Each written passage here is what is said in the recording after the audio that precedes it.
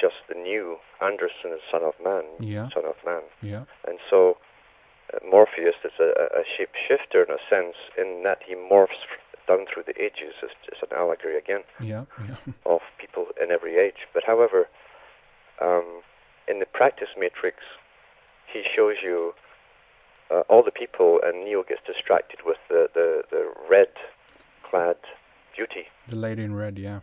And he turns around, and the next minute there's someone with a gun. And then Morpheus tells him, he's trying to point out that everyone around you that you think is normal, even those you might love dearly, is a potential agent. Which we already have. You have people today who will turn people in, thinking they're doing the system a favor because you're now aberrant, or you have strange thoughts, or you've got terroristic ideas. Now, terroristic ideas could be just an opinion on something, which is not authorized from the top. It constantly is broadening this whole idea of terrorism. Definitely. So people around about you who don't understand, who think that the news is real and everything they get told is real, they've never questioned their education, they've never studied for themselves, they've been fed all that they know. Those people are dangerous to those around that understand what's going on. And they're really basically decent people deep down. It's just that they're already under mind control, and they don't know it. Do you think that the in a way that it's rather brutal to say that the people in that sense are soulless, because I don't think that's possible in that sense, maybe, but do you think that there is is there the spirit of some people seem to be strong, the spirit seem to be stronger in some people than in others? Do you think that this particular is there a particular class of people that actually kind of like or are more inclined to go into a system that is about all of that control, into the hive, and the true rebel, with the true spirit actually is the one who's only resisting it, but that's not enough to go around, so to speak?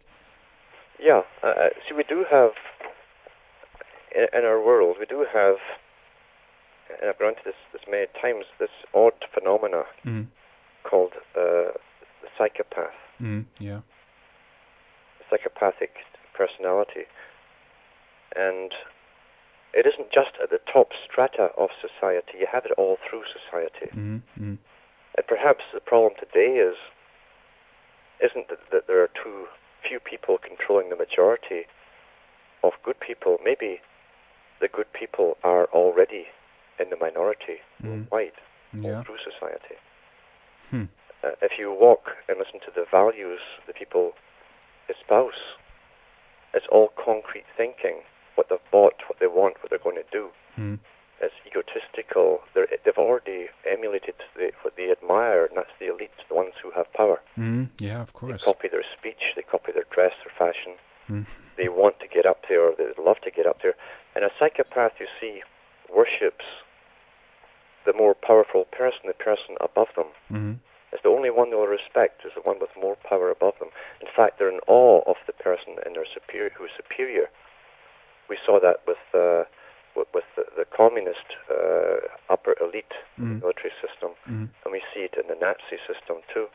The ones below admire the guy above and would grovel almost and salivate at the thought of having that power that the person above them has.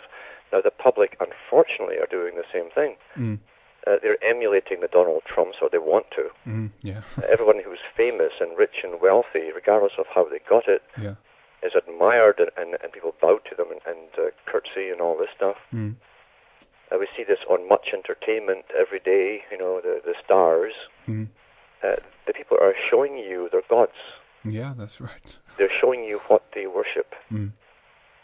So, I mean, do you think it's a misinterpretation from in this instance, from our point of view, that we believe that we thought that the human race in that sense actually was something more? But if we actually were to look at it, maybe that is what the human race is and was and so forth. But it's we who are the divergent factor in the the human experiment. Yeah, and that's what I always say. I would not try to save this system. Yeah. Which is artificial beyond perversion. It's corrupt from top to bottom. Yeah. In fact, we all have to be forced into it and be corrupt to survive, because it's a scaled system of dog eat dog, from the worst ones at the top down to the bottom. And we're all forced to participate because they've given us no other way out. That's right. Closed all the old loopholes. You can't go off into the country, put up an old shack somewhere and live your days out, because a man with a tape measure from the government is going to measure it and demand taxes. Yeah, that's right. You must get money to pay him. If you get money, you've got to go out and work in the exploitation business, or be exploited yourself, or work for someone that's exploiting someone else by what you make, at a vast profit, which is extortion. The whole system is based on a form of extortion. That's right. And do you think and yet most people, as you know, would probably, as I say, if you could show them any other way, they would rather opt for that which they know. Do you think that they have? Because in a sense, I mean, if you were to look at nature, I don't see it. I don't see the nature as a brutal, force, but the reality of it is that there's always a bigger fish. The bigger fish eat the smaller ones and so forth. I mean, it's rampant in that sense in nature. It's about one species, actually, thriving on another. Do you think that is what has been emulated within the artificial human system, that they've looked upon nature and said, okay, in order for this to... all through their writings, the elite always talked about the laws of nature. Now they just use the word science, which for the same thing, that's the same thing for them.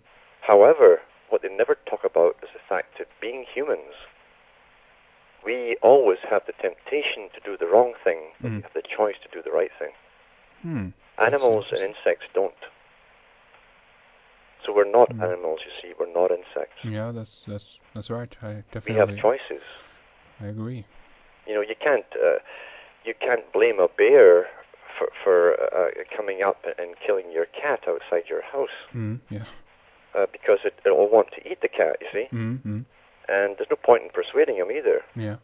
But with humans, we have the choice of what we want